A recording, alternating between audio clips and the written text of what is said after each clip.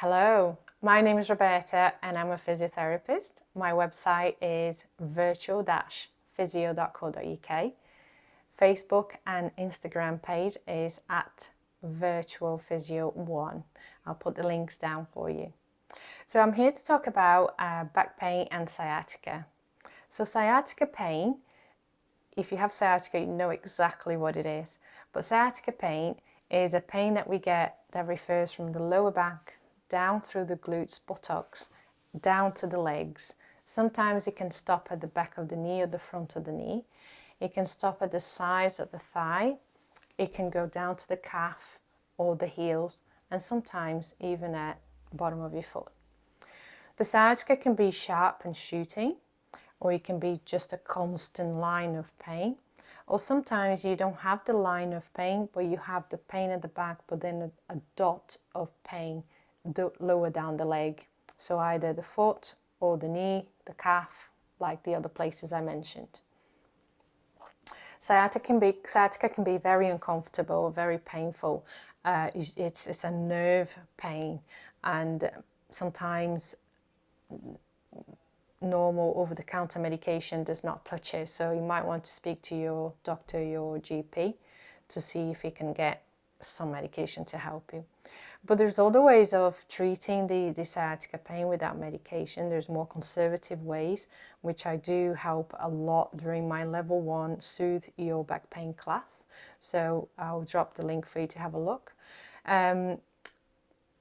However, when you are getting sciatica pain, you want to be aware of a few signs and symptoms that would want to make you look for medical help, and that is just so you are on the safe side. So for example, if the pins and needles, the sciatica comes with pins and needles and numbness in your genital areas, front and back, you want to seek medical help, okay?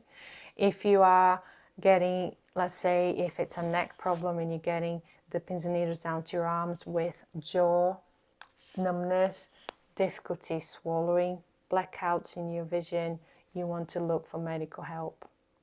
If you find that your ankle and you're walking, one is flopping and flopping on the floor, and you have lost the control of lifting your foot up and down, you also want to look for medical help. That means that you are getting a little bit more compression than you want to on your nerve. You're pinching it too much, and you want to get medical help to have it analyzed, diagnosed, and assessed and treated. If those symptoms aren't part of your normal symptoms at the moment, think about a nerve. So the nerve comes out from the middle of the spine and it travels down the body, okay? And those nerves give information to your muscles to move, to function. So if we have any compression at the root of the nerve, we can get the referred pain. So the nerves become inflamed and they become alert in a way, and that's why you feel the line of sciatica pain.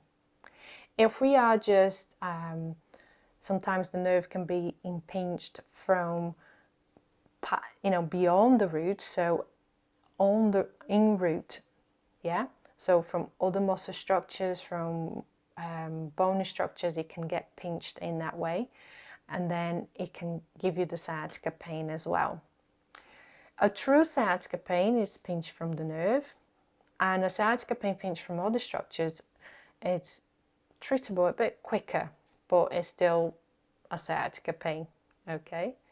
So all you want to make sure, you want to be very careful with the signs and symptoms that I've told you about to seek medical help.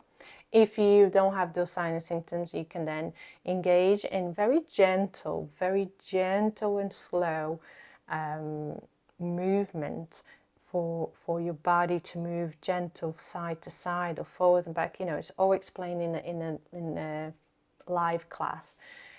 It's safe to do it as long as you're doing within your own restriction of movement. You're not trying to push beyond your restriction of movement.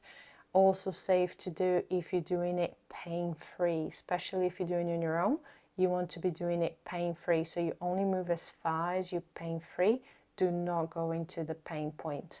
And if you taking your time to do it. You can do little and often through the day. You can do twice a day, one in the morning, one in the afternoon. But I think it's more important if you do little and often through the day. And the reason is because you don't want the dysfunction to be the dominant part of your day-to-day movement.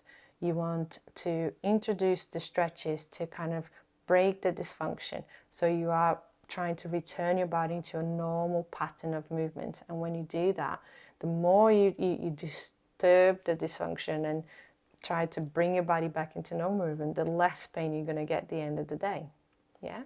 So it's about managing those things, and it's all explained in my live class. So there's so much information, so many tools that you can have every Saturday.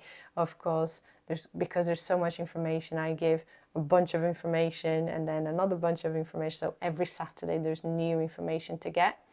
And hopefully, if you enjoy that much, you can sign up for the level 2 and 6. You don't have to, but you can sign up for the level 2 to 6, which is a more advanced program where I prepare your body to take on everyday life activity, prepare your body for loading. So if you need to do heavy manual work, go back to the gym, go back to Pilates, yoga, and all the other activities you probably used to do, especially before lockdown, and want to go back to.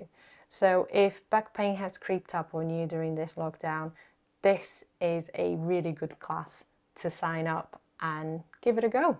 Okay, I hope to see you soon. If you have any questions related to your pains, to your problems, feel free to email me. Sign up on a website to have direct emails to me on Facebook or Instagram, or you can just pop a question on a page and I'll answer. So it's up to you how you want to share your question, and I'll be able to answer those for you. All right, love, and we'll see you soon.